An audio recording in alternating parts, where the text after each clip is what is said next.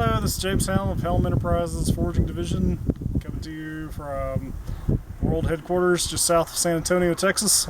I'm just going to show you a new rig that I built for a fellow in California who has worked on drug enforcement task forces at several different levels, state, local, and federal. Look, there's a cactus in the tree!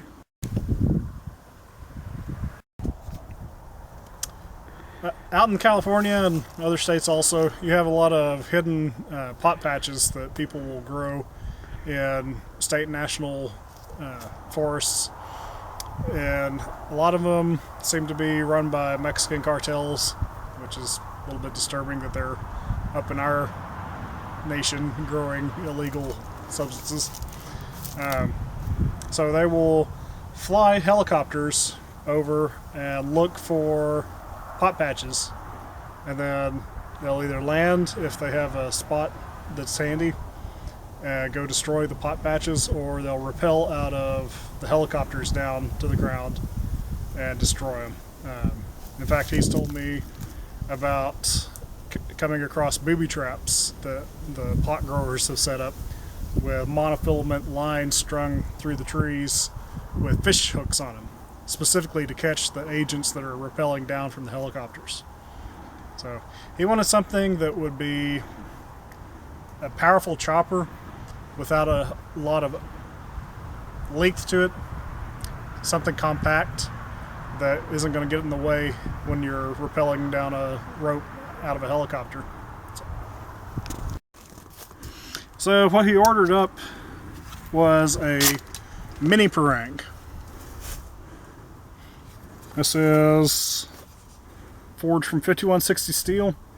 It's about a 10-inch blade. You can see it's got an integral socket handle. Paracord impregnated with marine epoxy for the handle wrap. 2-strand Turk's head knot at the front and back.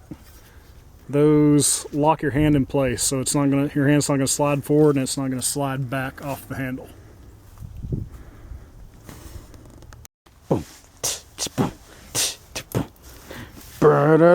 Stop.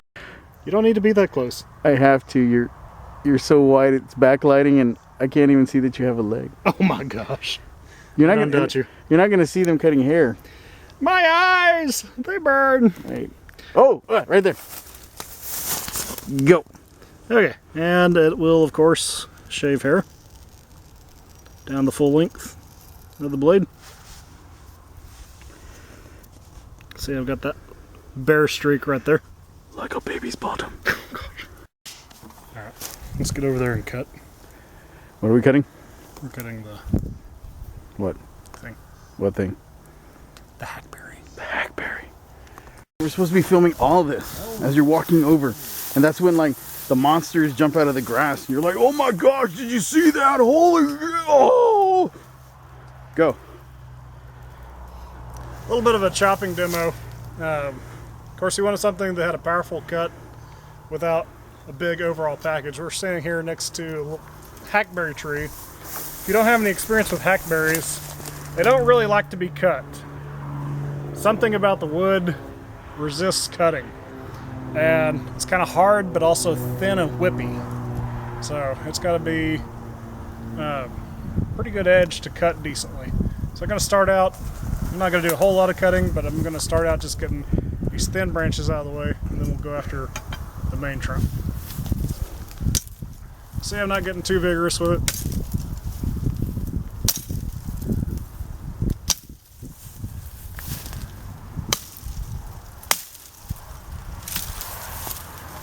it. And last one right here.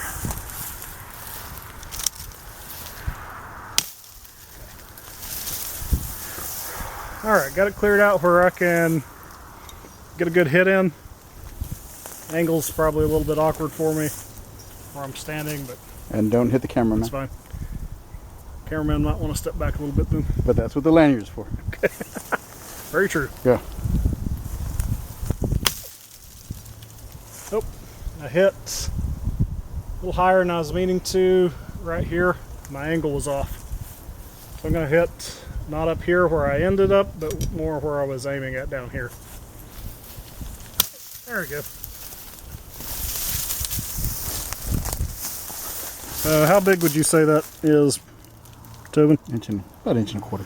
So very cleanly cut through. Once I got my blade actually hitting like I was intending for it to, cut through that nice and cleanly. Okay. Take off that piece. Let me get this out of the way now. Yeah. All right, you want me to cut right there where the branches kind of splay out? Yeah, but angle out to the left. Maybe, oh, yeah. Cut this part? Yeah. Okay. We'll step back a little bit because my swing will Go for where it. you are. Ready? Yeah. See how it's moving easily? So, as bouncy as that is, you're not getting your energy transferred as efficiently as would be preferable. Science! So, I'm not quite sure how well this cut's going to go. We'll see. Well, it would help if I actually hit where I was aiming. But wait, let's see that. I just sheared it off. Just sheared it off back here. You made a punji stick. Almost. Yeah, let's try that again. Okay. And most of the way through. And that's at a bad angle and everything. See? Bad angle, stuff moving around.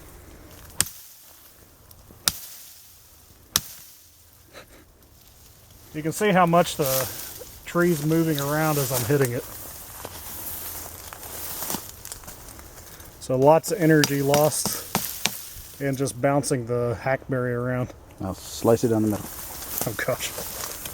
I don't know how well this will do. Okay. Made a split about 4 inches long. Yeah. 4 or 5.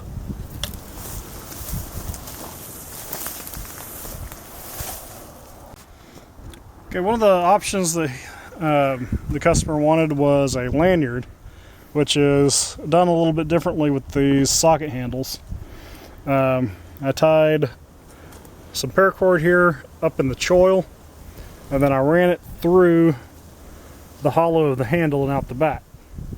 So,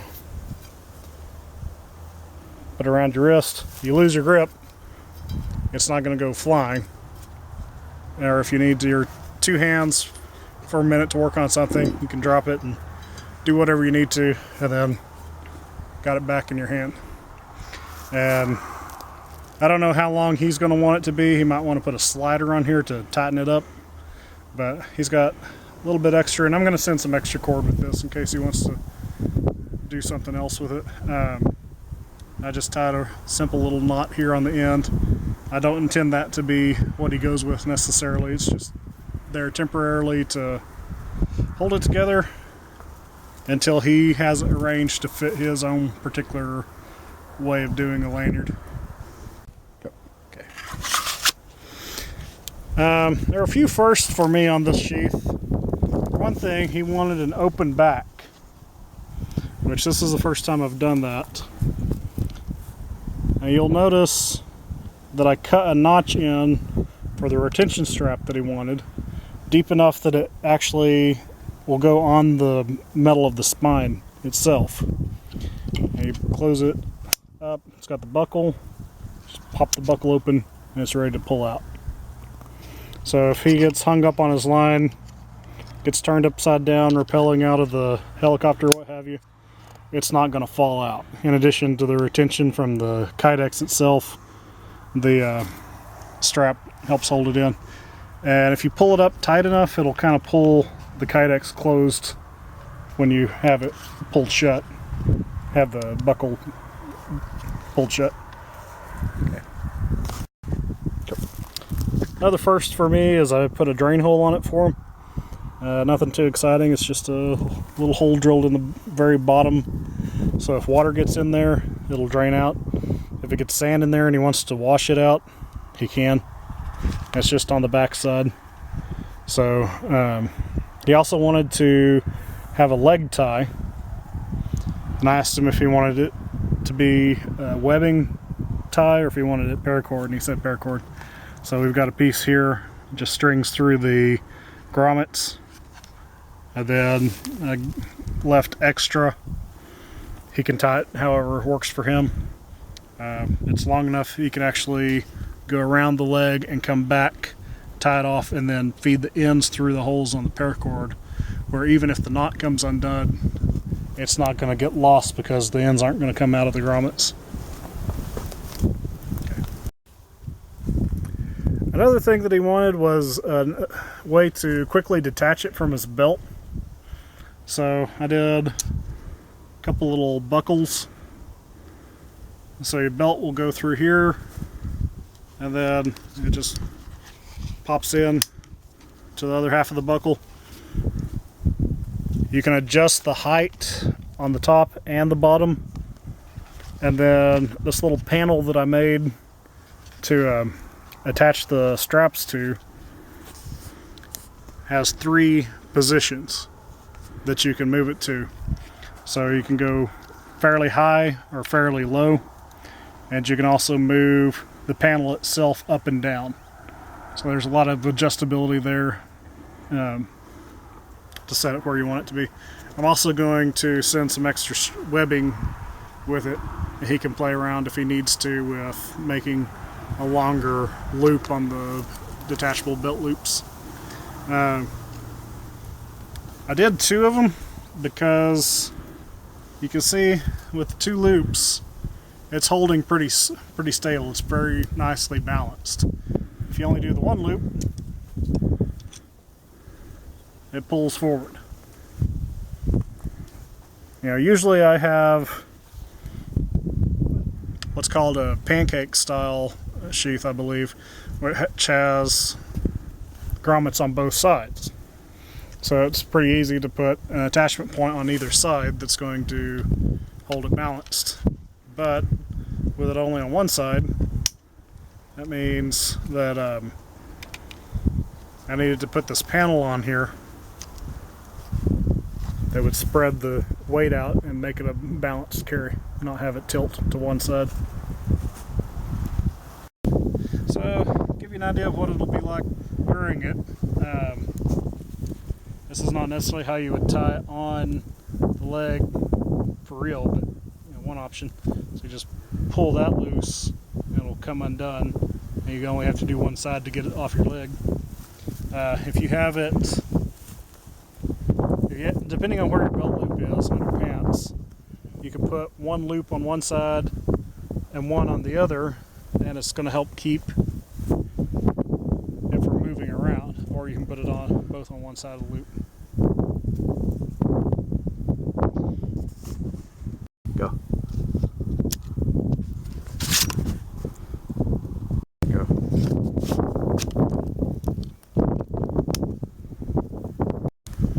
And of course, I'm left-handed, but I have it set up for right-hand carry for the customer. So I'm sure that drawing and sheathing looked a little bit awkward just then. But considering that it's on my weak side, that was actually pretty easy to do.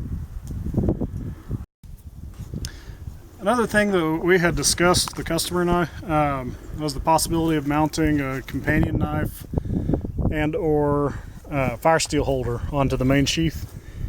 And that's one of the really nice things about Kydex sheaths is they're modular.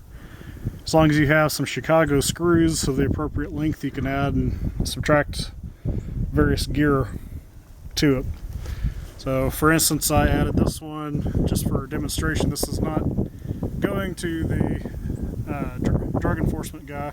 This is going to a different customer, but the color happens to match. So I added it onto the panel here on the back that I made to hold the mounting straps. And because of the width of the Turk's head knot here, I offset it. I would need some longer Chicago screws than what I have for the Turk's head knot to let it mount on the front. Another concern with this one is that if the companion knife is down here, the handle is interfering with the retention strap. But there are different approaches to handling that, either offset it or what have you. I just wanted to demonstrate real quick that with some Chicago screws and your grommets laid out on a standard tech lock pattern, that you can add and subtract and move around gear pretty easily with just a few minutes and a Phillips screwdriver. We could also stick this here where it's angled forward, so you draw it kind of on a forward motion like that. We could angle it. So this is just one of quite a few options on how that you could add an auxiliary smaller knife for fire steel holder or whatever. I really don't like drugs, so here's hoping it serves them well. And stay safe out there. Watch out for the fish hooks. This one wasn't quite as challenging as the sniper's sheath rig that I did earlier, but it was a bit of a challenge coming up with ways of matching his needs. So I enjoyed it. I have another one coming up that's going to challenge me a little bit more also. A guy that wants a smaller blade with a little bit different carry options. So we'll see what we can do with that. Thank you. I'll check in later for more videos.